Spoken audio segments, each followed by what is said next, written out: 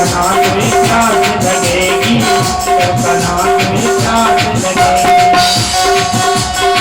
जब खाना कोई प्यास लगेगी, जब खाना कोई प्यास लगेगी, तो ठंडा और ठंडा और ठंडा पानी पी गईयो, बुलाए गई राधा बगाना और पानी में आए गईयो, बुलाए गई राधा बुलाई गई राधा प्यारी, बुलाई गई राधा प्यारी, बुलाई गई राधा प्यारी, बुलाई गई राधा प्यारी, गाना गाना गाना गाना मेरे बरसाने में आए गईयो, बुलाई गई राधा प्यारी।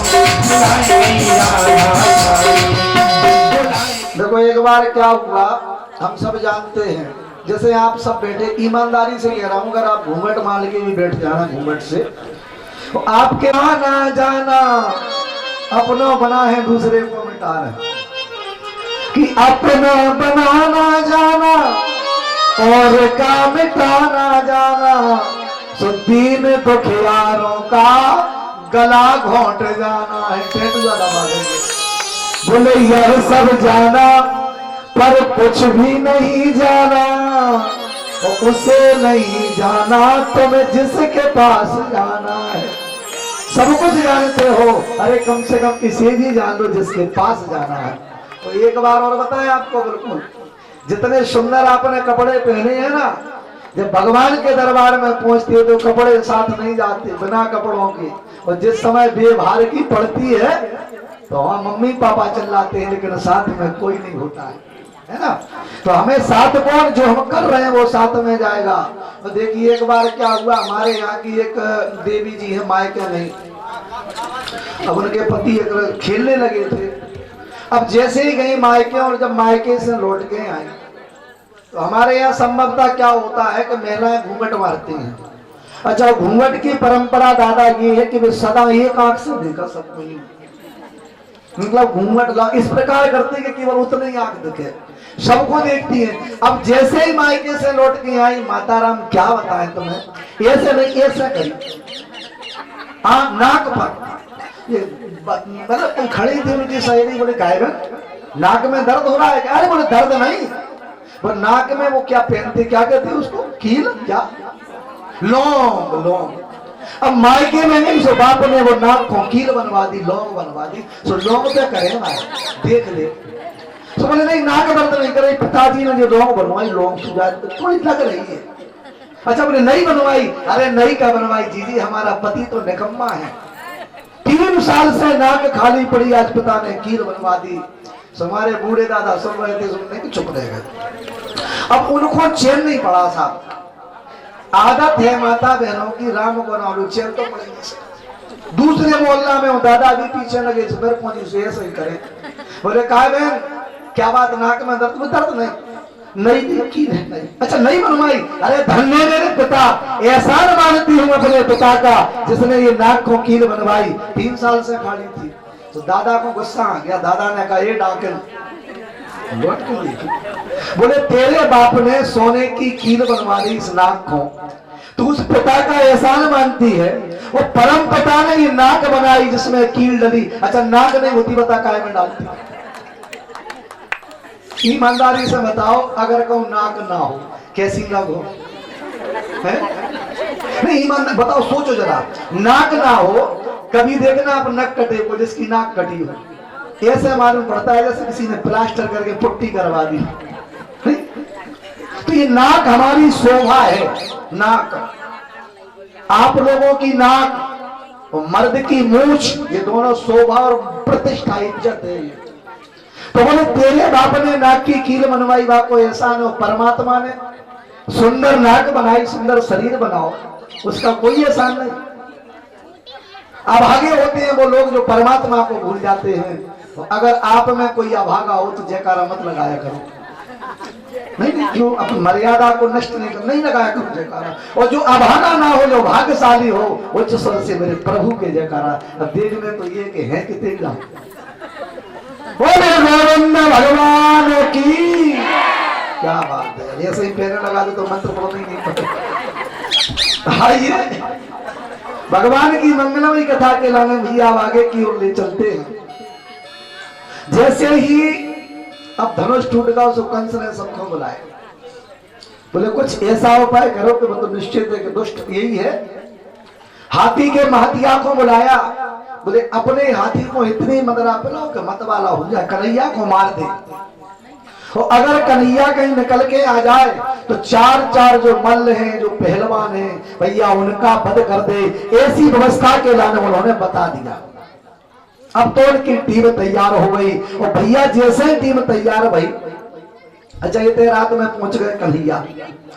कन्हैया ने जाकर के विश्राम किया। और विश्राम करने के बाद में अंत में प्रातःकाल हुई, स्नान करे। सब लोग स्नान कर कर आके और पूरी टीम के साथ बैठे, चर्चा होने लगी। और जैसे ही भैया चर्चा होने लगी, सोचा क्या करना है। तो नंद बाबा ने कहा कि हम सब पहुंच जाएंगे, कन्हैया भी चलेगा। तो जितने नंद बाबा के साथ में थे भैया, उन सबने भी नगर के दर्शन करे।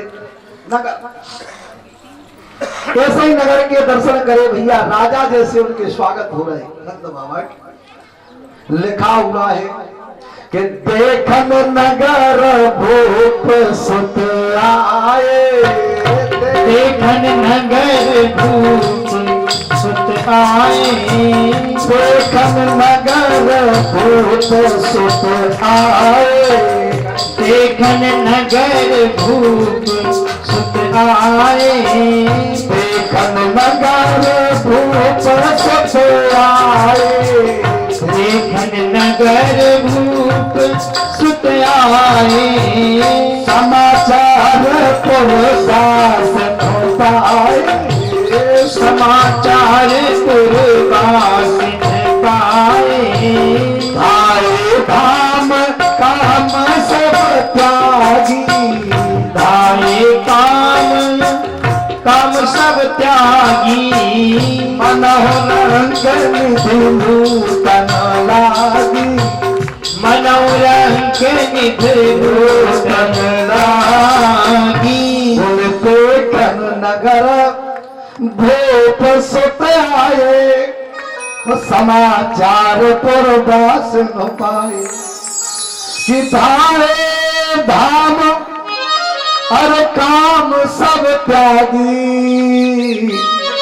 मनोरंग निधि लूटन लागी। जैसे ही पता चला कि वसुदेव के सुत आए हैं, भैया अपनो अपनो काम छोड़ के भागे। ऐसे भागे जैसे राजा वसुदेव जी धन लुटा रहे हो, धन की वर्षा हो। भागे, सभी टीम जाकर के बैठ गए। भैया अब तो इनका ये हुआ कि नंद बाबा इत्यादि सब जाके उस यज्ञशाला में भैया विराजमान हो गए, जहां पे मल्ल युद्ध का स्थान था। कन्हैया बलराम सीधे मेन रास्ता से चले। अच्छा, मेन रास्ता में और किसी का प्रवेश नहीं था। जैसे भैया मेन रास्ता से कन्हैया चले, सो आगे जैसे ही दरवाजे पे पहुंचे तो हाथी बना था। हाथी केला ने देखो तो कन्हैया ने महावत केला ने कहा कि महावत इस हाथी को हटा दो। कन्हैया कहने लगे हैं कि अम्मष्टाम्मष्ट मार्गम नो देह पत्रामाचरम नो चेत सुकुंजरम त्याद्यो उन्नयामी शनियादन। कन्हैया ने जाकर के कहा कि मामा ये हाथी को हटा दो। तो मातिया ने कहा कि कन्हैया ये हाथी नहीं हटेगा, हाथी मत मारो, चिन्हाड़ मार रहा है। तो जब हाथी नहीं हटो, थोड़ी सी जगह देखी, कन्हैया छलांग लगा गए, निकल गए। और कन्हैया को देखो सो हाथी पीछे लग गो, पकड़ना चाहता है सो पीछे से बलराम ने पूंछ पकड़ के घसीटा, पूंछ पकड़ के घुमाने लगे। भैया हाथी जैसे घूमो, घुमा के कन्हैया और बलभद्र ने वहां छोड़ दिया। और जैसे ही छोड़ा सो हाथी ने कन्हैया को सूंड में भर लिया और लपेट लो, लपेट करके मारना चाहता है हाथी। सो कन्हैया ने अपने शरीर को फुलाया, हाथी की जैसे मालूम पड़ी जैसे टूट रही हो, सूंड छोड़ दिया। अब तो भैया कन्हैया और बलराम हाथी को खेल करने लगे। हाथी को अगर कन्हैया छोड़े सो बलराम घसीटे, बलराम छोड़े सो कन्हैया घसीटे, खिलौना बना लो। भैया जब खिलौना के लाने बनाया, अंत में कन्हैया ने कहा कि दाऊ क्या करें, बोले मार दे इसे। सूंड पकड़ के कन्हैया ने झटका देके हाथी को पटक दिया, चढ़ गए ऊपर, एक मुक्के का प्रहार कर दिया, तत्काल हाथी को प्राणांत हो गए। बोले राधे कृष्ण भगवान की। हाथी को मारो सुबह के जो दांत थे उखाड़ ले। एक बलराम ने, एक कन्हैया ने ले लिया और भैया पास से मातिया को बंद कर दो। अब कन्हैया को श्याम शरीर, उस पे लाल रक्त की बूंदे बड़ी सुशोभित होने लगी। अच्छा बलराम का गेहुआ कलर, उन पे रक्त की बूंदे, दोनों भाई बिल्कुल बड़े दिव्य लग रहे हैं। प्रवेश किया मंडप में। अच्छा जैसे ही मंडप में प्रवेश किया, कंस बैठे हैं, सभी गोप ग्वाल बैठे, संत बैठे। भैया कन्हैया ने जब प्रवेश किया तो जिसने बेसी भावना रखी कन्हैया बाप को वैसे दिखाई दिए, वैसे तुलसी बाबा ने लिखा है, बोले जाकी रही अरे भावना जैसी सो प्रभु मूर्ति देखी तुम तैसी। जाकी जैसी भावना थी, आज महाराज को वैसे ही दिखाई दिया। संत बैठे थे, संत के लाने कन्हैया भगवान रूप में दिखाई दिए। नंद बाबा सरीखे बैठे थे, उन्हें कन्हैया पुत्र के रूप में दिखाई दिए। सखा बैठे हैं तो कन्हैया मित्र के रूप में दिखाई दिए। और कंस जैसे दुराचारी हैं तो कन्हैया उन्हें काल के रूप में दिखाई दिए। जाकी रही भावना जैसी और प्रभु मूरत तिन देखी तैसी। देखो भावना से भी भगवान प्रकट होते हैं। अगर हम अपनी माँ को मानते हैं माँ, अगर दूसरे की माँ को अपनी भी माने तो गारंटी की बात है वो भी अपनी। हम दूसरे की बहन बेटी को अपनी बहन बेटी के समान मान ले तो वो हमारी बहन बेटी से भी बढ़ के हो सकती है। भाव हमारा है, भावना। देखो हमारे नेत्र हैं, आंख है। अब नारियां जो देवियां हैं एक रूप है, सबका शरीर समान है, एक अलग चीज है। कोई गोरा है, कोई काला है, किसी का मुख चौड़ा है, किसी का पतला है, लेकिन स्वभावता है सभी कई। जब हम अपनी माँ के सामने जाते हैं तो हमारी नेत्रों का भाव अलग होता है। महाराज माँ के सामने जाएंगे तो नेत्र अलग भाव दिखाते हैं।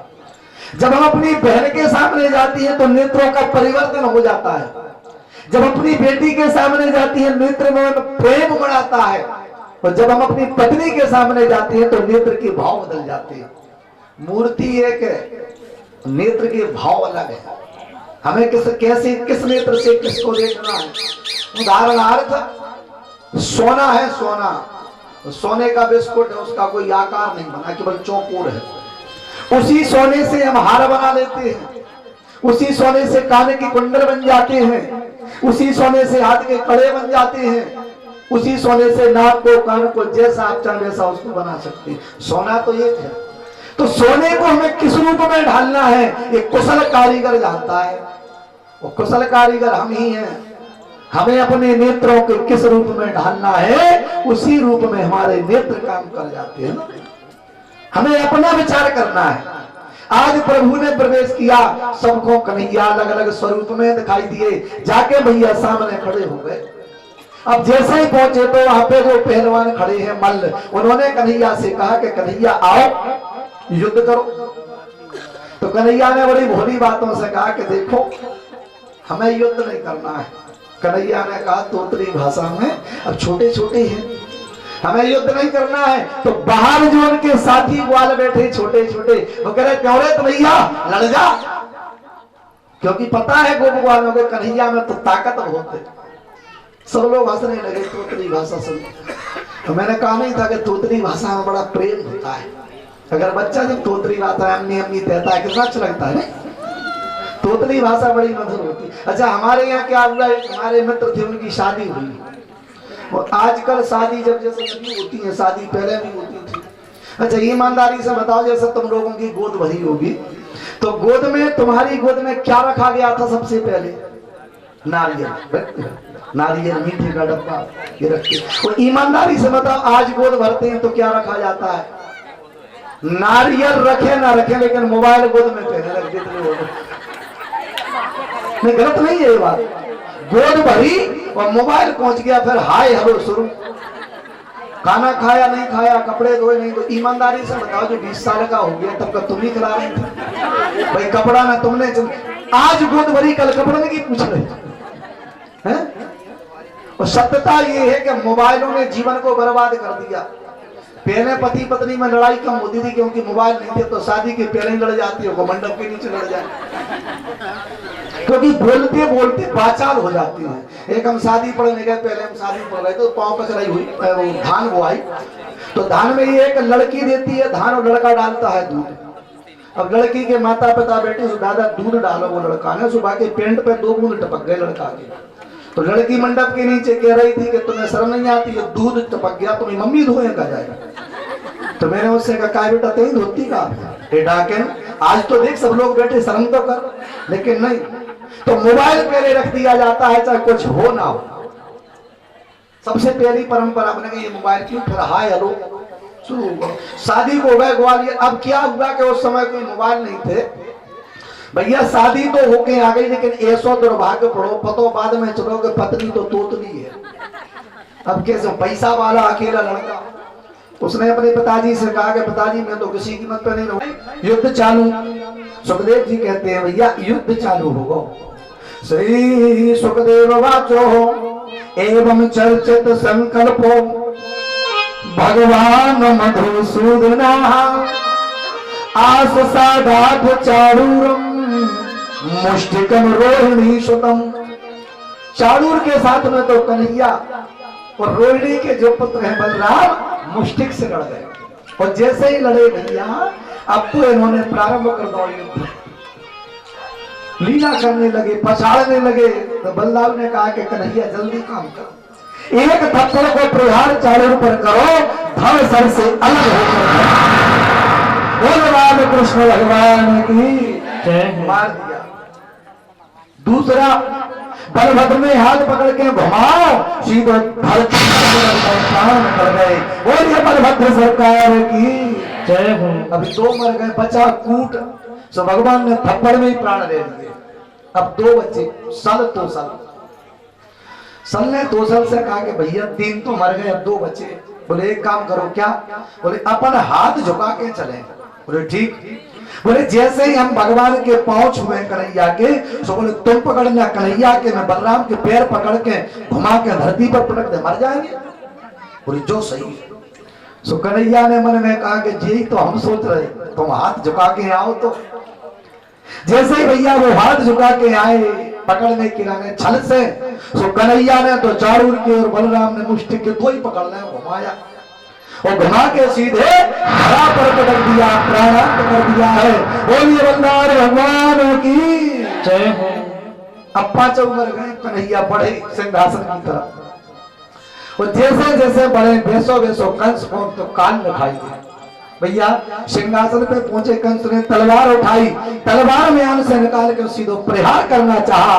कन्हैया ने हाथ पकड़ के तलवार को ठीक किया, मुकुट गिर गया, बाल पकड़े कन्हैया ने और खींचे बाल। जैसे ही बाल खींचे अब तो कंस चिल्लाने लगा, कन्हैया मेरे बाल छोड़ दे, मेरे बालों में दर्द होता है।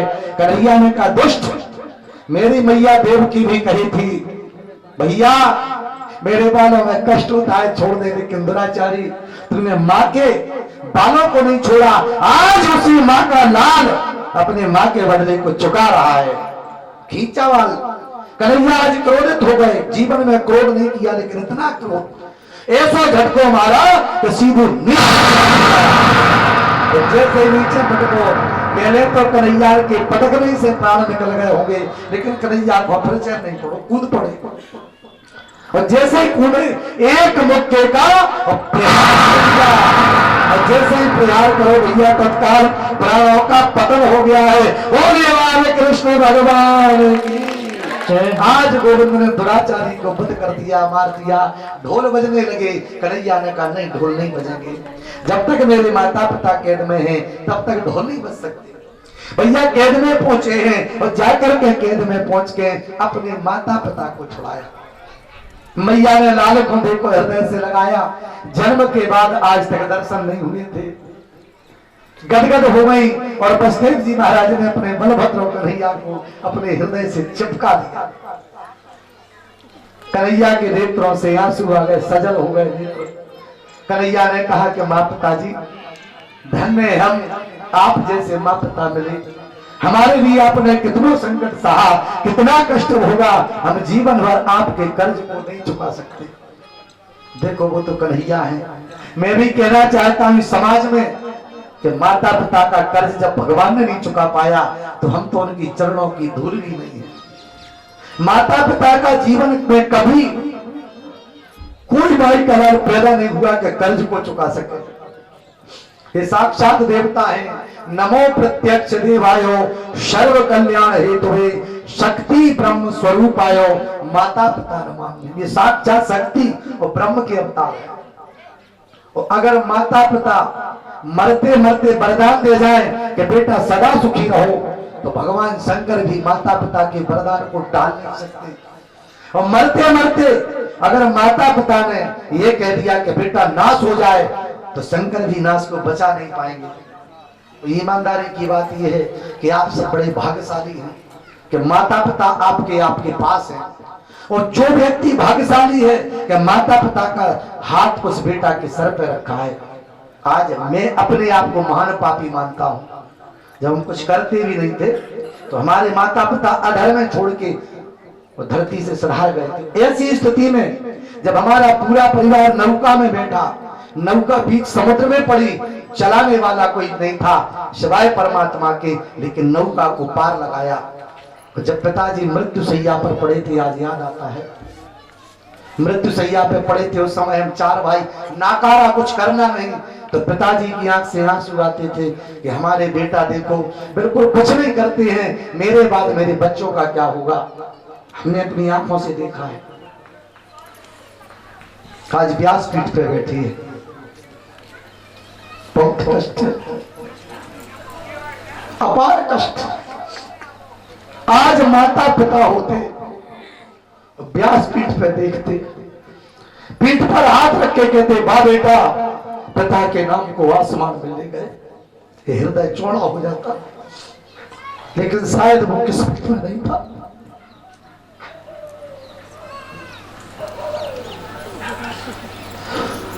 मैं तो अपने खो चुका हूं, लेकिन उन भाइयों से हाथ जोड़ के बहुत निवेदन है, जिंदगी में माता पिता को कभी संकट नहीं देना, कभी कष्ट नहीं देना।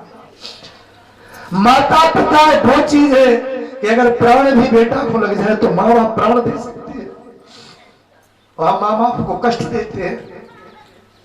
आज मैं सोचता हूं काश परमात्मा मेरे दरवाजे पे केवल बैठे रहते हैं, आशीर्वाद देते तो मैं कृत कृत हो जाता, धन हो जाता। लेकिन शायद मैं अभागा हूं। और भाग्यशाली है मेरे भाई जिनके माता पिता बने हैं। माता पिता की इतनी सेवा करो जब माँ हमारी छोटी थी, आपकी हमारी, रात में अगर हमने बिस्तर पे मलमूत्र कर दिया तो मैया ने उठा के सूखे में लिटाया और खुद गीले में लेटी। अगर माता रोटी खा रही है, हमने मलमूत्र का त्याग कर दिया, हाथ धोकर सबसे पहले बेटा को साफ किया। साफ करने के बाद थोड़े से हाथ धो पर रोटी खाने लगी, हाथ साफ भरे के नहीं, प्रेम में भूल गई। तो माँ वो होती है जो अपने मलमूत्र का भी कण मुख में डाल लेती है। और हम कैसे अभागे हैं, माँ बाप को कष्ट देते हैं। ये भागवत कराने से पुण्य नहीं मिलेगा, भागवत कराने से कुछ नहीं हो सकता। अगर कुछ होगा तो माता पिता के चरणों का बंधन करिए, भागवत की आवश्यकता नहीं पड़ेगी। और जिसने अगर माता पिता के चरणों का सेवन नहीं किया, मैं तो ये कहूंगा कि रावण कंस लाख गुना ठीक था, कम से कम माता पिता की मानी तो। हम लोग रावण कंस से भी गए बीते हो जाएंगे। तो भैया बड़ा विनम्र निवेदन है, जिनके माता पिता बने हैं उनके चरणों का बंधन करो, चरणों की सेवा करो, हमें अनंत फल प्राप्त हो जाएगा। आज हमें पछतावा है इस बात का।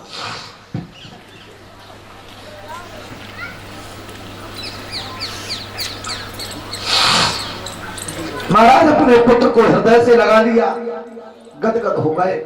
आज मुद्दत के बाद में अपने बेटा को देखा है, हृदय से लगा लिया। अल्पतोगत्वा उग्रसेन महाराज के पास पहुंचे, उग्रसेन महाराज को मुक्त कराया, स्नान कराए, कपड़े पहने। उग्रसेन महाराज से कहा कि प्रभु गद्दी पर विराजो।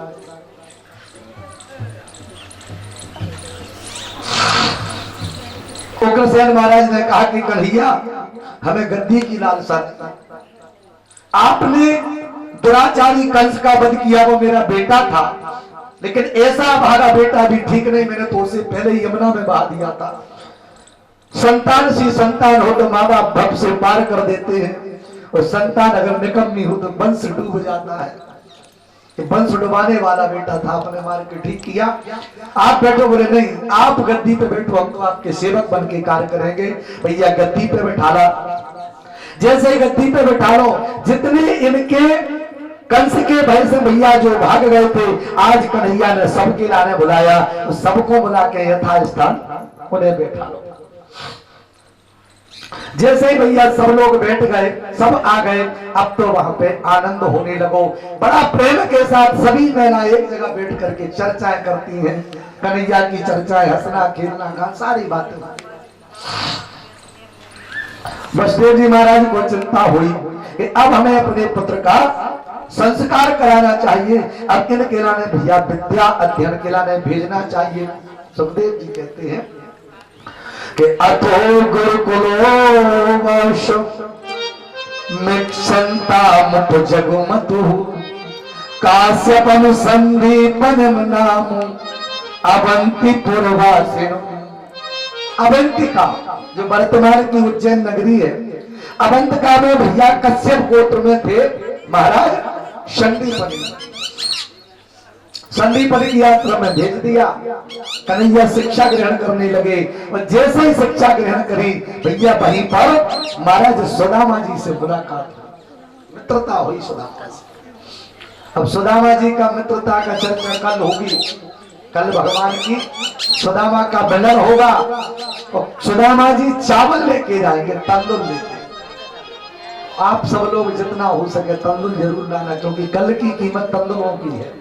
हमारे कन्हैया को चावल पसंद है। और दूसरी बात एक और बताएं, एकादशी के दिन 11 के दिन चावल नहीं बनती, क्यों नहीं बनती है, उसका कारण क्या है ये कल बताएंगे। बनते क्यों नहीं है चावल एकादशी 11, जबकि कन्हैया को सबसे प्रिय चावल है, लेकिन 11 को चावल क्यों नहीं बनते। महाराज अब तो कन्हैया ने शिक्षा ग्रहण करी, तो गुरुदेव से कहा कि महाराज गुरु दीक्षा आपने दी, हमें संस्कार दिया, दक्षिणा क्या दें। तो कन्हैया के वैभव को देखा, वो वैभव को देख करके कहा कि कन्हैया अगर कुछ देना चाहते हो तो एक काम करो, मेरा एक पुत्र था, उसका नाम था सुमंत, प्रवास क्षेत्र में जल में डूब के मर गो, वो अगर आप दे सको तो महाराज मेरे बालक को लाकर क्यों दे। कन्हैया तो सर्वांतर्यामी सीधे समुद्र में पहुंचे। भैया वरुण देवता वहां पे आ गए और वरुण देवता ने पूजा करी। बोले आपके आगोश में मेरे गुरु का पुत्र है।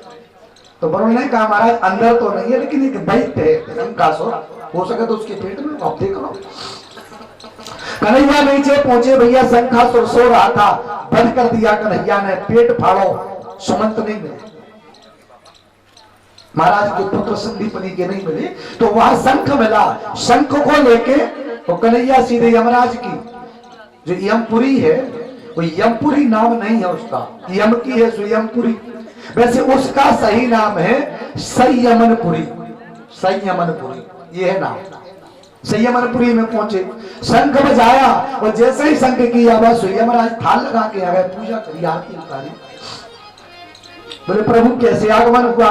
बोले हमारे गुरु के पुत्र तुम्हारे पास है, गुरु पुत्र। बोले महाराज गुरु पुत्र हैं तो हैं, लेकिन वो अपने कर्म के बंधनों में पड़े जकड़े। तो कन्हैया ने कह दिया कि हमने कह दिया मुक्त तो मुक्त छोड़ो। भैया उनके लाने मुक्त कर गए और जैसे ही मुक्त करे सो गुरु पुत्र को लेकर संदीपनी को सौंप दिया और सीधे कन्हैया मथुरा में पधारे। मथुरा में पधारे भैया, और जैसे ही मथुरा में पधारे अब कन्हैया के लाने ब्रज की याद आ गई। ब्रज की याद महाराज जैसे ही ब्रज की याद आई, कन्हैया के सामने 56 भोजन रखे, माखन मिश्री सब कुछ रखा, लेकिन कन्हैया ब्रज की याद करने। अच्छा जैसे ही ब्रज के लाने बैठे, आंखों में आंसू, गोपी याद आ रही, मथुरा में वृंदावन से मैया की याद आ रही। आज कन्हैया के नेत्रों से आंसू सजल हो गए। तो उद्धव ने आकर के कहा कि कन्हैया से, कन्हैया बात क्या है, बात क्या है। कन्हैया कहने लगे हैं कि उद्धव मोहे ब्रज बिसरत ना, कोई ब्रज बिसरत ना, मोहे ब्रज बिसरत ना, कोई ब्रज बिसरत ना। उद्धव ब्रज की याद आ रही है। और तब ने भैया अपना ज्ञान दिखाया, ज्ञान, और तब ने ज्ञान दिखाया कन्हैया तेरे सामने 56 भोजन रखे, तुझे वो गवार ग्वालने याद आ रही है। अरे तेरे सामने सारे सुख हैं। कन्हैया ने कहा वो मेरी भक्त है, उनके अंदर भक्ति भरी है, भक्त तमाम प्रकार से समझाया। भैया उद्धव को समझ में नहीं आया, और जब उद्धव को समझ में नहीं आया कन्हैया ने विचार कर लिया। कन्हैया ने उद्धव से कहा कि उद्धव तुम चले जाओ ब्रज। बोले बाल कृष्ण भगवान की जय। बैठ जाओ तुम लोग, तुम्हारी क्या खड़े हो, एक दे रहे सो दो ही बहनें खड़ी हो गई, देवरानी जेठानी। भाई गुप्ता जी दे रहे थे, पंडित जी दे रहे थे, फिर भी तुम्हें हमने कहा था कि तुम खड़ी मत हुआ करो, दोनों ही क्यों होती हो। बोले बाल कृष्ण भगवान की। ईमानदारी की बताया आपको एक बात,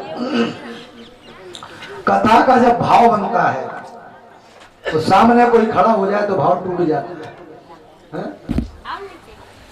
ब्रज में जितनी गोपियां थी रात दिन रोती रहती थी, रात दिन वहां पर भक्ति थी लेकिन ज्ञान की कमी थी। तो कन्हैया ने विचार करो कि दोनों को मिलाकर ज्ञान और भक्ति का समावेश करा दिया जाए, तो गोपियां जो विरह करती हैं, जब ज्ञान मिल जाएगा तो उनका रोना बंद हो जाएगा। और उद्धव के लाने जो अपने ज्ञान का अहंकार है, जब भक्ति के बीच में जाएंगे तो इन्हें जो ज्ञान का अहंकार वो ही दूर हो जाएगा। भैया उद्धव जी को भेजा, उद्धव जी वहां मिले, गोपियों के पास, वो गोपियों के पास जब मिले तो स्थिति को देखा, विरह में रात दिन रो रहे हैं। अंत में गोपियों से कहा कि हमें यशोदा मैया के दर्शन करना है। कन्हैया बहुत यशोदा की चर्चा करता है, हमें ले चलो। बोले चलो। जैसे ही भैया लेकर के गए तो एक नाला दिखाई दिया, नाला। तो गोपियों से पूछा कि नाला क्या है? बोले नाले के बगल में चली चलो, तुम्हें पता चल जाएगा कि नाला है क्या। नाले को रखे भैया जैसे ही पहुंचे तो एक मकान महल बना है, वो नाला महल से निकल रहा था। जब अंदर पहुंचे तो देखा कि मैया यशोदा ब्राजी हैं, और उनके नेत्रों से जो आंसू निकल रहे उसका नाला बन गया था। ये आंसू नेत्रों के थे, यशोदा मैया के। यशोदा मैया बैठी हैं। जैसे ही उद्धव पहुंचे, उद्धव जी ने प्रणाम किया तो यशोदा मैया ने कहा कि चुप रहो, हल्ला मत करो, शोरगुल मत करो, मेरा लाला सो रहा है, पालने से लाला जाग जाएगा। पालने को झुला रहे, पालना झुला रहे। उद्धव ने देखा, अंत में जब एकदम होश आया, अरे मेरा लाला तो चला गया है, विकट तरीके से रोने लगी मैया। अरे लाला दुष्ट बन गो, तूने कहा था कि मैं लौट कर आऊंगा, लेकिन लौट कर नहीं आया। जब नंद बाबा लौट के आए, नंद को देख के यशोदा दौड़ पड़ी, मेरा लाला आया होगा। जब कन्हैया नहीं दिखाई दिया तो मैया ने लाला से किला ने पूछा, बाबा से कहा कि प्रभु कन्हैया कहाँ छुप गया? मुझे पता है आया होगा, लेकिन मुझे सता रहा है, कहीं छुप गया होगा। नंद बाबा उस समय पृथ्वी पर गिर पड़े, आंखों से आंसू। उन्होंने कहा कि यशोदा तेरा लाला नहीं आया। तो यशोदा ने कहा कि स्वामी तुम कैसे आ गए? अपने लाला को छोड़कर तुम्हारे शरीर से प्राण नहीं निकले? कैसे लाला को छोड़ के आ गए? आज गोपियों ने कहा कि मैया कन्हैया के मित्र उद्धव आए हैं। तो मैया ने अपने पलकों को खोला, लटक चुके थे पलक। देखा उद्धव को, उद्धव से कहा कि उद्धव मेरा लाला कभी मुझे याद करता है कि नहीं? मेरा लाला अच्छे से खाता है कि नहीं? अरे कभी तो याद किया होगा। और फूट फूट कर रोने लगे। मैया ने उद्धव से कहा, उद्धव तू चला जा, लेकिन कन्हैया से यह जरूर कहना कि तेरी मां जिंदा तो है, लेकिन एक लाश की तरह पड़ी है, लाश की तरह। उद्धव जी रोने लगे। उद्धव जी जैसे ही रोए भैया, रोते हुए वहां से विदा होकर के गोपियों से कहा, राधा से मिलाओ। राधा कुंज वन में अकेली बैठी, आंखों से आंसू। उद्धव जी ने जाकर प्रणाम किया, राधा के सामने कहा कि राधे ये कन्हैया ने तुम्हारे साथ छल किया है, धोखा किया है, तुम्हें छोड़ के नहीं जाना चाहिए। राधा जी ने आंखों को पोंछ करके कहा, उद्धव तुम अपना ज्ञान दिखाने आए हो? तुम्हें क्या पता कि कन्हैया क्या है और मैं क्या हूं? तुम्हें क्या लगता है कन्हैया तुम्हारे पास है? अरे कन्हैया तो रात दिन हृदय में बैठा है। बोले माता कैसे? आज राधा जी ने बंसी को निकाला, हथों पे लगाया, ऐसी बंसी बजाई राधा ने, इतनी मधुर बंसी बजाई, कभी बंसी बजाई नहीं थी। कन्हैया से भी अच्छी बंसी को बजाने लगी। और कन्हैया की जैसे ही बंसी बजी, जितनी गोपियां थी भैया सबकी सब नाचने लगी है। और आज दिखा दिया कि कन्हैया मथुरा में नहीं, हमारे दिल में भी बैठा है। ये सो ज्ञान में लोग जो उद्धव एक दिन के लिए आए थे, वो 6 महीना रुके, 6 महीने सारे ज्ञान को भूल गए। जैसे ही भैया गोपियों से उन्होंने विदाई ली, और विदा लेकर के उद्धव जी महाराज जब अपने कन्हैया के पास पहुंचे तो कन्हैया से उन्होंने एक ही बात कही कि कन्हैया कहा तुम बिहड़ में आकर के पड़ गया?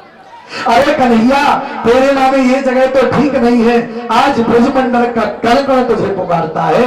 कन्हैया तूने वहां छोड़ करके ठीक नहीं किया है। नाना प्रकार से आज भैया कन्हैया के लाने उद्धव कहने लगे। आज उद्धव का सारा ज्ञान खंडित हो चुका, भक्ति भरी है, और गोपियों में ज्ञान भर गया है। ये उद्देश्य था दोनों को मिलाने का, मिल गए। राजा परीक्षित ने कहा महाराज बड़ी दिव्य चर्चा सुनाई, अब एक बात सुनाओ। बोले क्या? जैसे कंस का वध होगा, कंस की पत्नी थी। बोले हाँ। तो बोले महाराज कंस की पत्नी कौन थी हमें बताओ, और फिर उनने क्या किया? सुखदेव जी कहने लगे हैं कि अस्ति प्राप्त कंसस्यो महेश्यो भर सरसवा मृते भर पर दुख्याते हो ईयतु इसमें पुत्र ग्रहण। जैसे भैया कंस को मार दो, इनकी दोनों बेटियां, इनका नाम था अस्ति और प्राप्ति, अपने पिता के पास गई और जाकर बता दिया कि पिताजी तुम्हारे दामाद यानी हमारे पति को कन्हैया ने मार दिया है, बदला लो। बदला लेने के लिए भैया एक तो आंखों से आंसू, आंखों से अभिनल आंसू बहने लगे।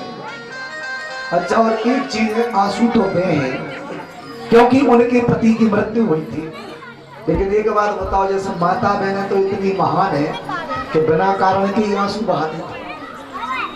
मैं एक बात मानने पड़े, एक चीज कहना पड़ेगा कि माता जी, या बुरा नहीं लगे मैं तो वैसे बोल देता हूं, हमारी धरती की माता बहनें है ना, दो चीजों में महानता है ना। एक तो अगर ये आधा घंटा किसी के पास बैठ ले तो उनकी 3 पीढ़ी की चर्चा सारी जान लेती है। कौन पिता है, कहाँ की हो माए को, कहाँ जन्म लिया, कहाँ पढ़ी, सारी चीजें। और दूसरा, रोने की ऑटोमेटिक मशीन भी है, ऑटोमेटिक, बिना कारण के रोने लगे। क्या बात है रमा जी, श्रृंगार करने गई बारात में चलना, बैठ जाओ। नहीं ठीक है, होना चाहिए भाई। आज हमारे सरकार की शादी है, लाला जी सरकार, तो बिल्कुल चलना है। अब भाई जी बैठ जाओ, बहन जी बैठ जाओ। देखो क्या है, जो भी चर्चा करके आओ, लेकिन यहाँ चर्चा नहीं, सामने साइड, बिल्कुल साइड है। क्या है कि यहाँ तो शांत हो गई कि वो है जगह। अच्छा, तो रोने की ये मशीन, एक बार अभी क्या हुआ, एक गांव में हम कथा करने गए थे, यादवों का गांव था। अब दादाजी घर में ही कथा, रुके भी घर में थे। अब जैसे ही रुके तो रात में हम लोग सो रहे थे, 2 बजे का टाइम था, रोना शुरू हुआ। उनके घर में इतनी रोने की आवाज कि पूरी महिलाएं चिल्ला रही, 150 रिश्तेदार में इतनी चिल्ला रही। मैंने कहा हे भगवान, हम तो कथा करने आए ना, हम कहा बता दे। अब दादा डरते डरते हम अंदर पहुंचे, हिम्मत ना पड़े पूछ रही, वो ऐसा नहीं रो रही, बिल्कुल आंसुओं की धार, वो पहुंचती जा रही, रोती जा रही। एक हमारी जी जसोदा मैया बैठी, ऐसी बुढ़िया टुकड़ो बैठी थी। हमने बताया भाई इधर आओ, क्या हो गया, बात क्या है?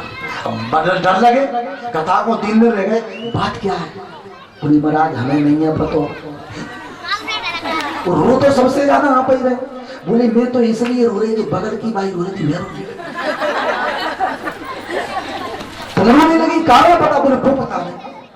अब बगल वाली बैठी थी, हम लोगों ने बनाई बाई दिया, बोले काय रो रहे? बोले हमें भी पता नहीं है। बोले तो बोले जिजार बुरवाई रो रही, हम रो लगे। अब हम चक्कर में पड़ गए, आखिर पूछे किससे? भैया पूछते पूछते उन्हीं न पहुंचे, माता राम भी रो रही थी सबसे पहले। नहीं भाई तुम ही बताओ, तुम क्यों रोई? बोले महाराज तुम्हें क्या बताएं, बड़ी समस्या में। क्या बात है? बोले हम जहाँ में लेटे थे आंगन में, सभी लेटी, सो रात में बोले सपने में बारिश हुई, 20 किलो गेहूं भीज गो, सो मैं रो रही थी, हमें का पूरी रो लगी। सपने की बात में पूरी रो, बिना कारण के सूर्य की ढेर लगा। अब बताओ ईमानदारी से, नहीं ऑटोमेटिक मशीन, बिना कारण। भाई मनुष्य पुरुष में कभी बिना कारण के आंसू नहीं आएंगे, लेकिन आप लोगों की तो बात ही अलग है। अच्छा, नोट रोने का नाटक भी, अभी हमारे पीछे की यादव की डुकरिया खत्म हुई, कम से कम 90-100 साल। अब जब खत्म हुई तो दरवाजे से जो निकली महिलाएं, अच्छा इनकी एक नियम होता है कि इनकी एक सेना इकट्ठी करी दादा, 23 अक्षौहिणी, वो सेना के लाने इकट्ठो कर लो, और सेना को इकट्ठो करके अब तो मैंने चढ़ाई कर दी। चढ़ाई, सेना को एकत्रित किया और चढ़ाई कर दी, सीधे महाराज करिया के मथुरा की ओर पहुंचने लगा। मथुरा तक बड़ी विशाल सेना, तो 23 अक्षौहिणी मान रखती है, कुछ 23 अक्षौहिणी कुछ होता है, ऐसी सेना के लाने लेके चलने लगे। अच्छा 23 अक्षौहिणी को मतलब ये होता है, हम एक अक्षौहिणी बताई देते हैं जिसमें 21,870 तो रथपति है। 21,000 870 तो है रथपति, 21,870 है गजपति जो घोड़ा हाथी पे बैठते हैं, और 65,610 ये है अश्वपति जो घोड़ा पे बैठती है, और इसके बाद में 1,09,350 ये है पैदल सेना जो एक अक्षौहिणी सेना है इतनी। अब ऐसी सेना को भैया वाले 23 अक्षौहिणी इकट्ठी करी, पहुंच लिया, सीधा जाकर के मथुरा के लाने घेर लाओ, और भैया जैसे ही मथुरा के लाने घेरो कन्हैया को ललकारो। सो कन्हैया ने विचार किया, कन्हैया ने दाऊ से कहा, बोले दाऊ एक बात बताओ। बोले क्या? हमारे पास 3 संकल्प हैं। पहला संकल्प पूरी सेना को मार के जरासंध को छोड़ दे, दूसरा संकल्प जरासंध को मार के सेना को छोड़ दे, और तीसरा संकल्प सेना और जरासंध दोनों ही को मार दे। बताओ तुम क्या करें? तो कहने की देर नहीं भाई कि दाऊ ने कहा कि सेना और जरासंध दो ही को मार दे। कन्हैया ने कहा दाऊ तुम्हें तेजी बहुत रहती है भाई, सोचो तो हमारा जन्म हुआ है निशाचरों का वध करने के नाम। अगर हमने जरासंध और सेना को मार दो तो हमें दैत्य को ढूंढने पड़े घर घर जाके, और अगर सेना मार के जरासंध के लाने अपमानित करके छोड़ दें तो गारंटी की बात है अपमानित राजा सहन नहीं करे, फिर आए और फिर मार दे सेना, फिर छोड़। सेना ढूंढ ढूंढ के लाए और हम घर बैठे सेना को साफ करते रहेंगे। बल्लाऊ ने कहा कन्हैया सोचता अच्छा, हो जाओ शुरू। 2 दिव्य रथ उतरे आसमान से, भैया बापे बल बुलाओ, कन्हैया हो गए सवार। कन्हैया ने चक्र ले लो और बल्लाऊ ने अपनो मूसल ले लो, रथ बढ़ाया और पटके से साफ करने लगे। 2 ही बंदे ने सेना ने इस अक्षौहिणी से, और जरासंध को बांधो, बांध के भागो, मुंडन कराओ, मूड़ बढ़ा के छोड़ दो, और फिर माने सेना करी सो फिर चढ़ो। 17 बार तक 23 अक्षौहिणी सेना के साथ में, और भैया जरासंध युद्ध करने लगा। अब जैसे ही जरासंध को युद्ध चल रहा था, 18वीं बार आना था जरासंध, जरासंध तो नहीं आया। एक काल यवन आ गो, काल यवन कन्हैया को ललकार। राजा परीक्षित ने कहा महाराज ये काल यवन कौन है? बोले ये गर्गाचार्य जी का बेटा है काल यवन। ये यूनान का राजा था, मलेक्ष सेना थी। अब वो काल यवन कैसे भैया गर्गाचार्य को बेटा है? देखो एक बार गर्गाचार्य जी बैठे युद्धवंश में, युद्धवंशियों के बीच में, तो एक देवी जी महाराज गर्गाचार्य पर आसक्त हो गई, मोहित हो गई। उसने मन में विचार किया कि अगर गर्गाचार्य जी के द्वारा मुझे एक पुत्र का दान मिल जाए तो तपस्वी बेटा पैदा हो। आकर के महाराज गर्गाचार्य जी से निवेदन करो कि महाराज मैं आप पर आसक्त हूं, एक पुत्र का दान। और गर्गाचार्य ने कह दिया ये मेरे बस की बात नहीं है, कि संतान के चक्र में नहीं। भैया यदुवंशी बैठे थे, वो यदुवंशी हंसने लगे, और यदुवंशियों ने कहा अरे ये गर्गाचार्य तो भैया नपुंसक है, नपुंसक, ये संतान पैदा नहीं कर सकते। हंसने लगे, तालियां ठोकी। सो गर्गाचार्य घूम वो डालो खड़े हो गए, और खड़े होकर के श्राप दिया कि एक ऐसा बेटा पैदा करूंगा कि जो यदुवंश पीठ दिखा करके भाग जाएगा। जाके हमने यज्ञ करो, यज्ञ वेदी से काल यवन के लाने प्रकट किया। बोले पिताजी आदेश, तो यूनान को राजा बना दो, मलेक्ष सेना। बोले जाके कन्हैया के लाने ललकारो, ऐसो करो कि कन्हैया पीठ दिखा के भाग जाए। अब तो भैया गर्गाचार्य के कहे अनुसार वो आ गया। कन्हैया ने देखो कि कालियवन आ गया, उस कन्हैया ने कहा दाऊ ये तो कालियवन आ गया। बोले मारो, बोले युद्ध तो कर है लेकिन अब जरासंध भी आ है। अगर हम कालियवन से युद्ध कर रहे, ऐसे में जरासंध आ गया तो हमारी प्रजा को कष्ट होगा, क्या करें? विश्वकर्मा को बुलाया। भैया जैसे ही विश्वकर्मा के लाने बुलाओ, विश्वकर्मा सामने आ गओ, प्रभु आदेश दे दो, क्या बात, क्या करना है? बोले तो एक काम करो, क्या? बोले तुम एक बढ़िया समुद्र के अंदर एक किले का निर्माण करो, एक किला बनाओ, एक दुर्ग। सुखदेव जी कहते हैं कि इति सम्मंत्र भगवान दुर्गम 12 योजनम और अंत समुद्रे नगरम कृष्णनाथ भट मची करत। दुर्ग बनाया एक समुद्र के बीच में, 48 कोस यानी 12 योजन लंबा चौड़ा, 48 कोस का एक संपूर्ण दुर्ग बनाओ, किला। चारों तरफ से बड़ी ऊंची सीमा में जो होती नहीं बाउंड्री, हाँ, बना के तैयार, पूरी प्रजा को योग माया न माना रख दिया। तो इसको नाम पड़ा द्वारका। और देखो बड़ी विडंबना है, द्वारका नाम ही जाको कैसे पढ़ो। अब सुबह सब लोग उठे जगे, स्कूल में अपनो अपनो लोटा लेकर दिशा में जाना, क्योंकि फ्लैश की तो थी नहीं बात। लोटा लेके जैसे ही बाहर जाए, अंधेरा था तो दीवार में सर टकराए। अब चिल्लाने लगे भैया द्वार कहाँ, द्वार कहाँ, द्वार कहाँ, माने द्वारों कहाँ है, द्वार कहाँ, द्वार कहाँ, द्वारका कहते कहते नाम द्वारका ही पड़ गया है, द्वारका। वो कहने लगे द्वार कहाँ है, द्वार, द्वारका हो गई भैया, द्वारका में कर दो। अंत में भगवान सीधे आ गए। जैसे ही युद्ध के मैदान में आए ललकारो, सो काल यवन सामने आ गओ। जैसे ही काल यवन के राने देखो भैया, अब तो कन्हैया ने सीधी दौड़ लगा। काल यवन पीछे से, कन्हैया भागना ठीक नहीं, अरे तुम तो यदुवंशी हो, महाराज हमसे युद्ध करो। लेकिन कन्हैया ने एक नहीं सुनी, सीधे जाके पर्वत की गुफा में पहुंचे। तो पर्वत की गुफा में जाकर के भैया जब पहुंचे, पर्वत की गुफा में उन्होंने प्रवेश कर लिया। एक राजा सो रहे थे वहां पे। राजा अपनो पीतांबर उठाया और पीतांबर को उठा के उन राजा के ऊपर उड़ा दिया, डाल दो पीतांबर। और महाराज वहां से अंतर ध्यान हो गए, अंतर ध्यान। अच्छा, जैसे ही वहां से अंतर ध्यान हुआ तो अंदर ये पहुंचा, क्योंकि देखो जो भी है अभी हुआ तो कुछ नहीं है, होने वाला है, होने अब हुए का भाई, इनको तो बिना सही होने, हुआ कुछ नहीं है, होने वाला है। अच्छा, दोनों में फर्क है, देखो हुआ और होना, हुआ होना कितना फर्क आ गया। जैसे यहां पर भागवत होना है, या अब दूसरा बोले यहां पर भागवत हो रही है, या यहां पर भागवत हुई थी। वर्तमान, भूत और भविष्य, बोले होना है। अच्छा, जो होना शब्द की, एक बार हम अपने एक शिष्य के यहाँ गए, पति पत्नी दोनों देखते ही दौड़ लगा दी, फिर भगे, दोबारा फिर भगे। आज जैसे ही भगे तो जरासंध ललकारने लगा, कन्हैया तुम्हें भागना शोभा नहीं देता है, युद्ध करो। कन्हैया ने नहीं सुनी, सीधे भागे। राजा परीक्षित ने कहा महाराज बड़ी आप संकट की कथा सुना दी। अरे ठीक है, काल यवन के लाने देख के भागे। तो आज भगवान फिर भागे और भगवान का एक नाम रणछोड़ भगवान पड़ गया। बोले रणछोड़ सरकार की, बोले अब क्यों भागे।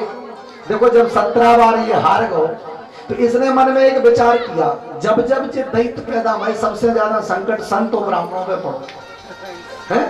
अच्छा पढ़ो तो बोतन पे, विप्र धेनु सुर संत हित लीन मनुज अवतार। विप्र माने ब्राह्मण, धेनु माने गाय, सुर माने देवता, संत माने संत। अब संत को है जटा वाले नहीं भाई, जटा वालों में कई दुराचारी नहीं है। संत को मतलब है जो सज्जनता से अपने जीवन को जीते, ऐसे संत। ऐसे लोगों को भगवान अवतार लेते हो सबसे ज्यादा ब्राह्मणों पे। कारण ये कि ब्राह्मण, देखो ब्राह्मणों को कहा जाता है पृथ्वी के देवता, भूस्वर कहा जाता है। अच्छा कुछ लोगों को शंका होती है कि ब्राह्मणों को देवता क्यों कहा जाता है, कुछ लोग जलते भी हैं। और देवता क्यों कहा जाता है मैं आपको बताता हूं। देखो एक श्लोक है, देवाधीनम जगत सर्वम। जितना ये संसार है ये देवताओं के वश में है। देवाधीनम जगत सर्वम और मंत्रोधीनम देवता। और देवता है मंत्र के अधीन। और ते मंत्रा ब्राह्मणोधीना, वे मंत्र ब्राह्मण के अधीन है, इसलिए तत्र ब्राह्मण देवता। इसलिए ब्राह्मण को भूसुर कहा जाता है। ये देवताओं के लाने भोजन कराते हैं, देवताओं के लाने भोजन देते हैं, सारी व्यवस्था बनाते हैं। तो इसने कहा की बार एक नियम किया। बोले कृष्ण भगवान की जय। डेकोरेशन के बगल में आवाज भी आ रही, क्या बात है।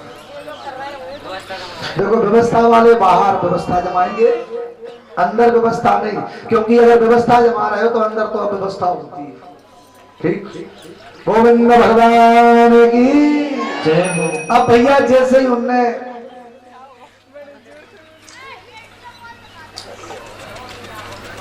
ब्राह्मणों को बुलाया, 108 ब्राह्मण, और ब्राह्मणों को कैद में कर दिया महाराज, कैद में बंद। और ब्राह्मणों से कहा कि तुम्हारे मंत्रों में ताकत है, अब की बार ऐसे मंत्र पढ़ो कि हमारी विजय होना चाहिए। अगर हम जीत गए तो तुम्हारे लिए मुंह मांगा इनाम मिलेगा, अगर हम हार गए तो खोद के गड्ढा गड़वा देंगे, मार देंगे। भगवान समझ गए कि ब्राह्मण संकट में है, तो मैं ब्राह्मणों के लाने संकट में उत्पन्न नहीं करूंगा, भलाई में रण छोड़े पड़ जाए नाम। मैंने पीठ दिखा दी लेकिन ब्राह्मणों को नुकसान नहीं होने दूंगा। तो ब्राह्मणों की खातिर कन्हैया भागे पीछे से, वो जाके परवरसल नाम परवरसल। देखो कुछ ही समय में अब रुक्मिणी मैया और कन्हैया आए क्योंकि आज शादी है। और हमने अनिल भैया से कहा था ढोल वगैरह बुलवाया था क्या?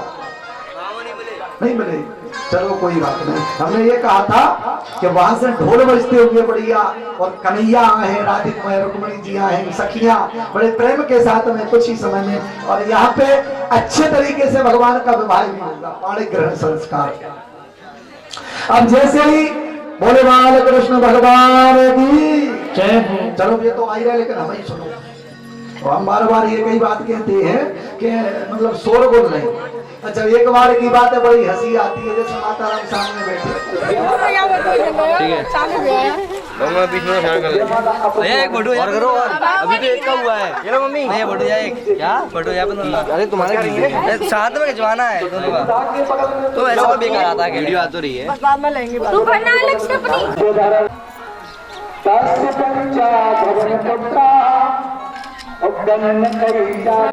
यहाँ पीछे बैठ के करता, नीचे ऊपर मुंह करके, नीचे बैठ के ऊपर मुंह करके करना। हमारा विवाह होगा तो कन्हैया के साथ में, कन्हैया के साथ वो इलाका तो चल रहा है। भीष्मक राजा ने जानकर बस बस बस मस्त है। सबसे बड़ा खांसी होती ये नहीं निकलवा। हाँ अंकल जी एक अकेले निकलवा लो, अकेली रहेंगे।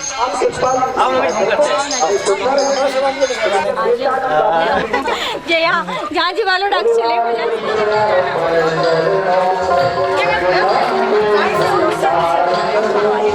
थोड़े डालो ताकि लास्ट तक हो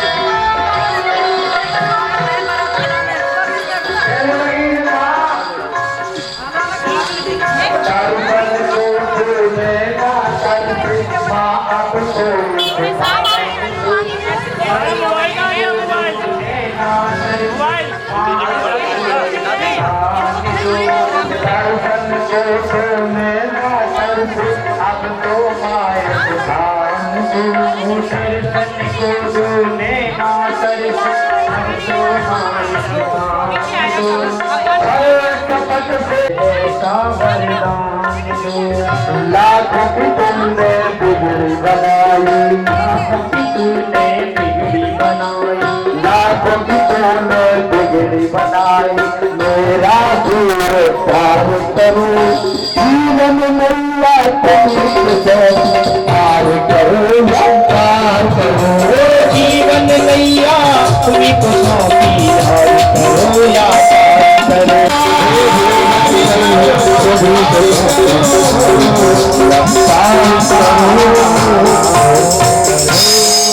दुर्गे मैया की आज राधा रानी सरकार पधारी है। बोलिए बाल कृष्ण भगवान की, दुल्हा राजा सरकार की, रुक्मिणी मैया की। आज भैया जीवन की चतुरानंद जीवन की चतुरानंद होने लगी जब ना नदिया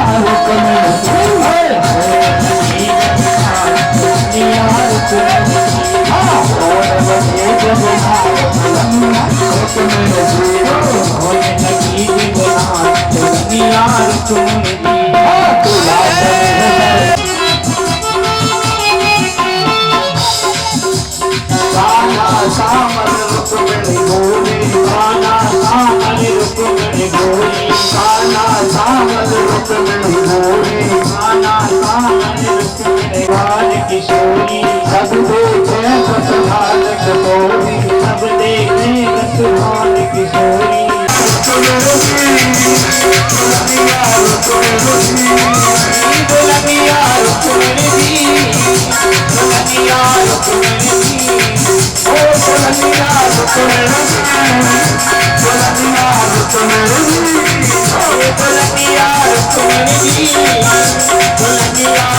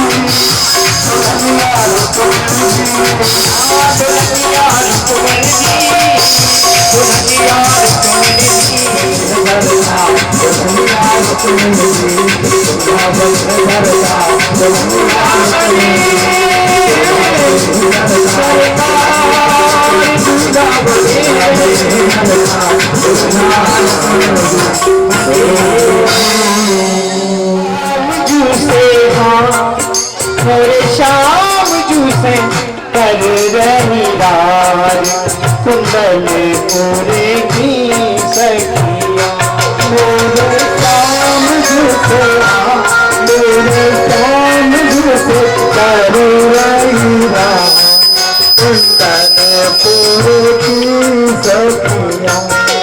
मेरे शाम जूसे, मेरे शाम जूसे कर रही राज, कुंडल पूरे की सखिया। तो मेरे शाम जूसे, मेरे शाम जूसे कर रही राज, कुंडल पूरे की सखिया।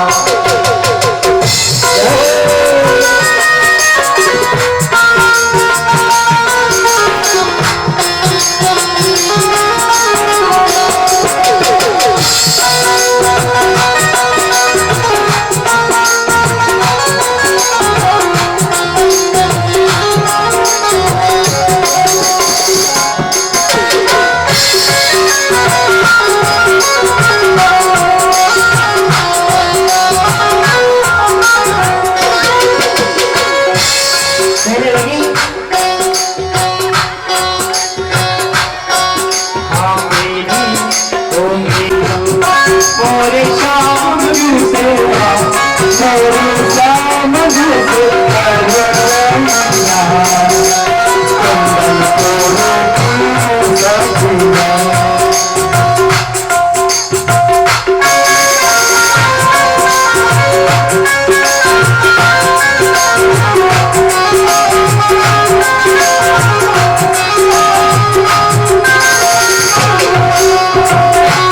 जूसे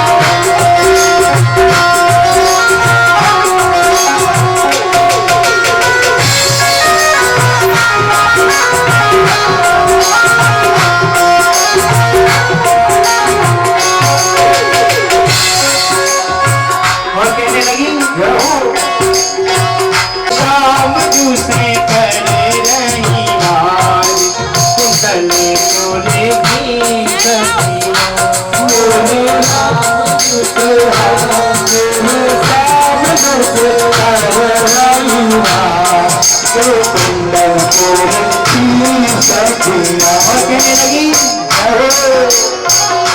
मुकुटधर साप रे बेताला, डोबापन की जाए मुकुटधर साप रे,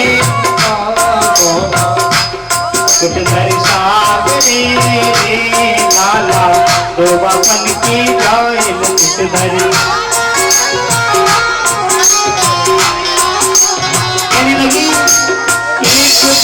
मथुरा बसे रे लाला दूजो गोकुल गाँव।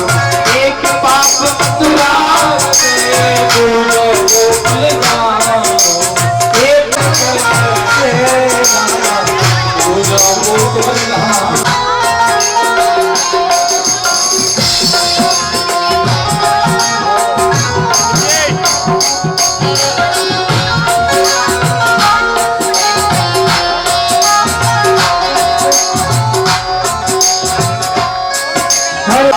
देखो मेरे श्याम शिकारी रंग भर से कछु अमृत बरसे, रंग भर से कछु अमृत बरसे और बरसे कस्तूरी रंग से।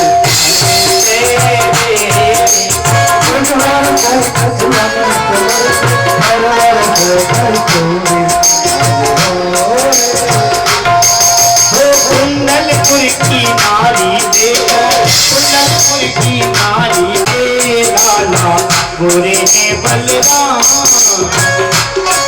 हाँ गोरे वसुदेव देव की दिल मिल गारी दे रही रे लाला कुंडलपुर की माँ। दिल मिल गारी दे रही रे लाला कुंडलपुर की माँ। गुरो न मानियो रे लाला तुम हो चतुर सुना रे लाला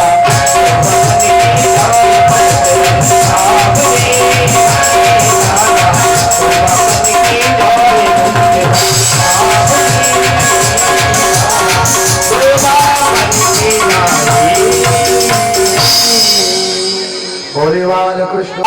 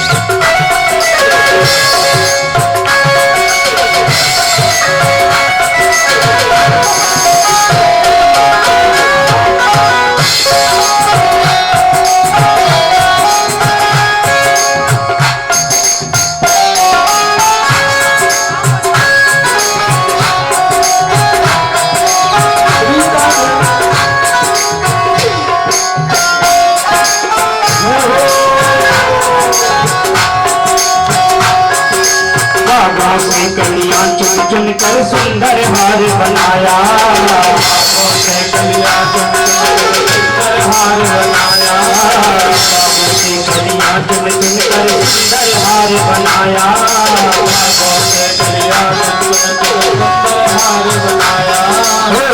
सलामत हाथ सलाम उसने तुझे सजाया, सलामत हाथ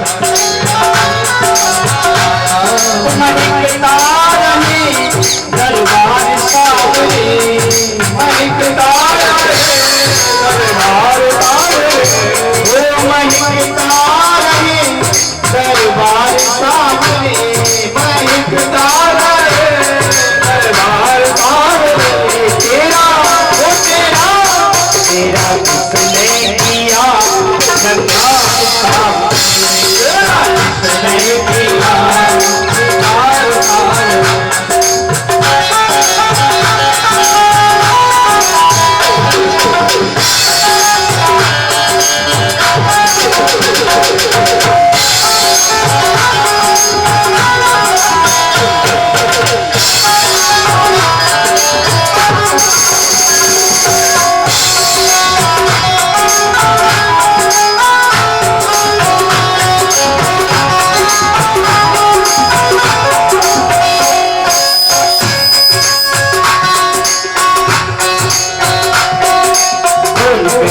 बोल खुशी में कौन सा भजन सुनाऊं, बोल खुशियाँ बोल खुशी में कौन सा भजन सुनाऊं। ऐसा कोई राग बता दे तू नाचे में गाऊं, ऐसा कोई राग बता दे तू नाचे में गाऊं। चाहता हूँ हर बार सावरे, चाहता हूँ हर बार सावरे, मैं चाहता हूँ हर बार सावरे, मैं चाहता हूँ हर बार सावरे। तेरा किया रंगार तेरा किया रंगार लगे दिल हाथा तू दिलदार सावरे, लगे दिल हाथा तू दिलदार सावरे, लगे दिल हाथा तू दिलदार सावरे, लगे दिल हाथा तू दिलदार सावरे। तेरा किया रंगार सावरे, तेरा किया रंगार सावरे। वो लगता है मेरे सारे संसार की शादी है। ताली सेवा कर दो। आज मेरे श्याम की शादी है, आज मेरे श्याम की शादी है, आज मेरे श्याम की शादी है, आज मेरे श्याम की शादी है। श्याम की शादी है मेरे घर, श्याम की शादी है, श्याम की शादी है मेरे घर, श्याम की शादी है। आज मेरे श्याम की शादी है, आज मेरे श्याम की शादी है। नचलन दे मैनू नचलन दे, नचलन दे मैनू नचलन दे, नचलन दे मैनू नचलन दे। आज मैनू नचलन दे, आज मैनू नचलन दे, आज मैनू नचलन दे,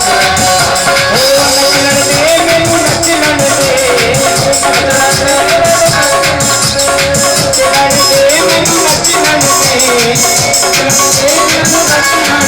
नचलन दे मैनू नचलन दे,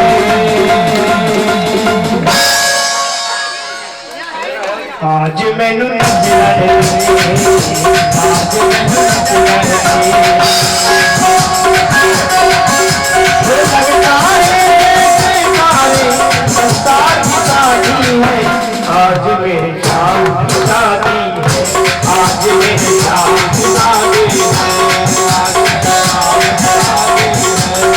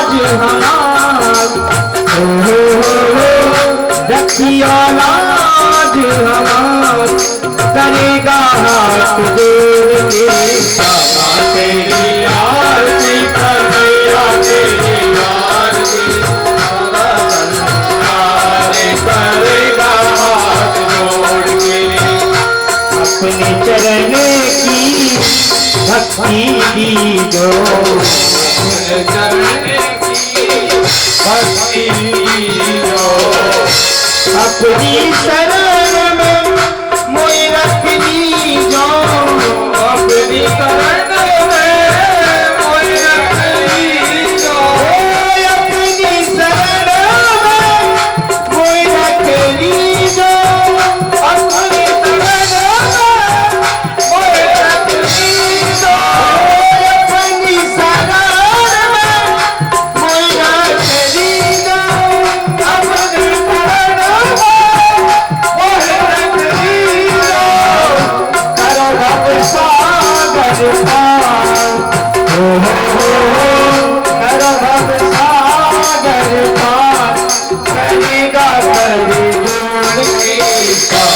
तेरी आरती कन्हैया तेरी आरती सरद करेगा हाथ जोड़ के शहीद जो आरती गावे शहीद जो आरती गावे श्री राधा माधव पद पावे श्री राधा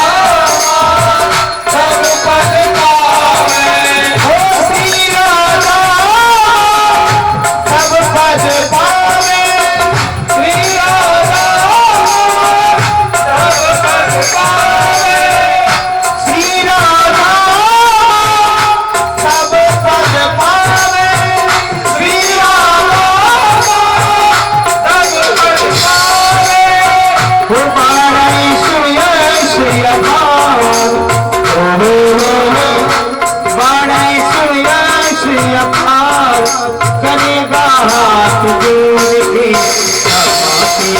आरती कन्हैया तेरी आरती सरस करेगा हाथ जोड़ के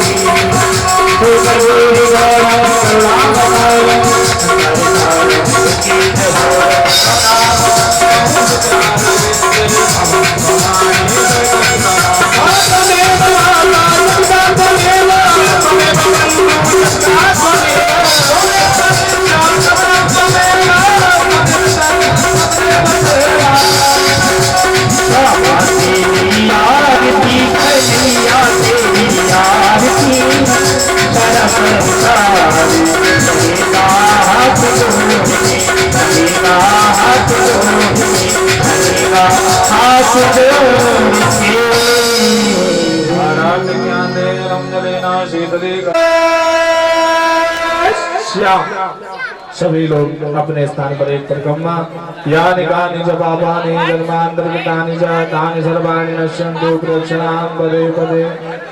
सभी से मेरा निवेदन है कैसे हमारे प्रभु दूल्हा राजा सरकार विराजमान है।